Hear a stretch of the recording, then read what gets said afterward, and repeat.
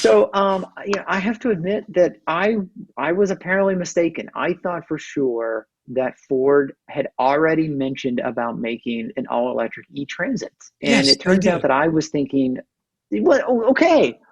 And then I was going to say I was thinking about was it the Nissan Sprinter, No, or that's a who makes the Daimler Sprinter? product. Nissan has an Or is NV2000 that electric van. It's sold the in Europe. NV2000? Oh, okay, Yeah, the yeah. 200. Yeah. And okay, so there's these out there, but um, the Detroit Free Press reported that according to James Farley Jr. At Corktown factory in Detroit, said that there's going to be a all electric e-transit, and that that's one of their best selling cargo vans, and they're going to go electric because they want to support the transition to electric, and they especially want to get into California now that California has said that there's going to be no new um, internal combustion engine vehicles.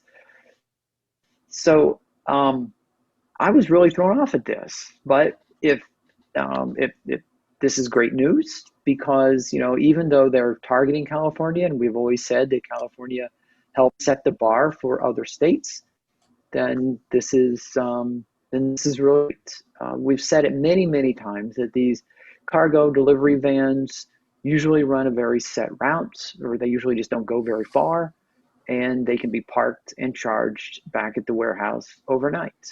Um, yeah, so this is really good, and of course Ford has been supporting the CARB in California's zero emission initiative, where some other manufacturers have actually fought against it. And for that, the California governor Newsom has actually praised Ford for their support, and it's just it's as much trash talk as we've given Ford. I would like to think that the Mach E and this new transit van, and then some of their other uh, electric vehicles that they say are coming. Hopefully, Ford is starting to figure stuff out, and hopefully, we'll see an electrification of the Ford fleet, the Ford fleet, not the Ford feet. That's different. But you could floor the floor fleet with your lightning pedal. There you So go. Yeah. the first time Ford took a whack at this, they used a third party company. And Paul, I think you Magna? know about this. I'm sorry, Casey? Okay. Magna?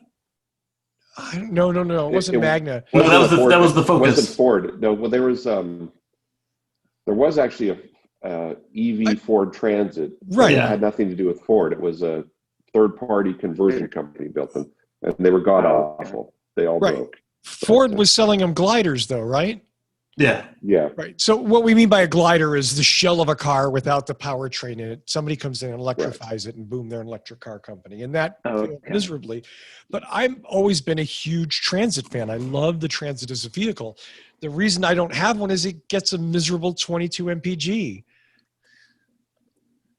Yeah, that Which doesn't. isn't bad for a van, but when you're used to a Prius, or, When you're used to when Yeah. you're used to a Prius, and so the idea of an electric transit, oh, that makes my little heart beat faster because I love that little car.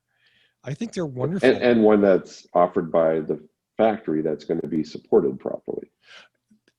Yeah. And says the guy who repairs cars that aren't offered by factories and aren't supported Uh-huh. properly. And that don't work very well. Yeah, no. I mean, Yeah. it's a super important point, Paul, that you bring that up. That like sometimes the third party conversions aren't that cool because then that company goes out of business, right? Where's A123 or whoever? I don't know. Well, and they don't have the engineering capacity to properly test stuff to build it to last. They build it to deliver it, but a company like Ford or GM or Toyota has been building cars forever. They have a gaggle of engineers that test everything and make sure it's going to hold up, a reasonable amount of time. So. Yeah. And I will say, my wife has a 10-year-old Fusion hybrid.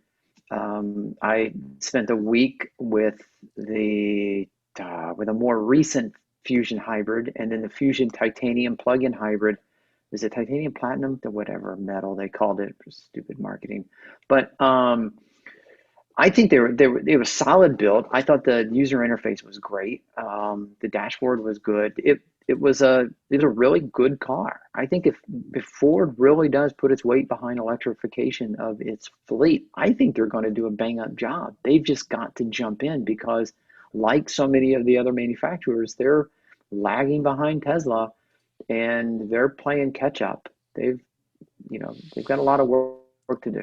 Well, I mean, okay, yes, but Tesla makes a passenger car. That's what they make. Right. So Yeah. Rivian and Ford and all these and Lordstown and Bollinger are all now. Tesla may someday make a Cybertruck. I'm not bashing Tesla. I'm just saying it would be great to see Ford do something like this. It would be great to see Nissan bring that NV200/2000 to the US since they already make it and deploy it and sell it in another continent. These are super useful vehicles. Right. Well, it would also be great to see a Fusion EV. It would be great to see, a lot of other, pure EVs, more than just a Mustang SUV. That Well, speaks there to will be, there'll probably be an Escape EV at some point because they have an Escape hybrid again. Yep. Yeah. Plug-in hybrid. I mean, there's a lot of reasons, none of which we're privy to, of why Ford hasn't electrified more of its fleet. They've certainly talked about it at times and then drawn back and then talk about it and then drawn back. Hopefully this isn't another feint. Hasn't it always been sort of a Bill Ford Jr., I love the smell of gasoline, gearhead mentality?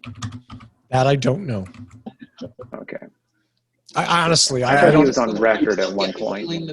They're really committed to electrifying all their fleet. I mean, you don't get that kind of one step forward, two steps back when you have a real unified policy and a real unified board. So you might be right that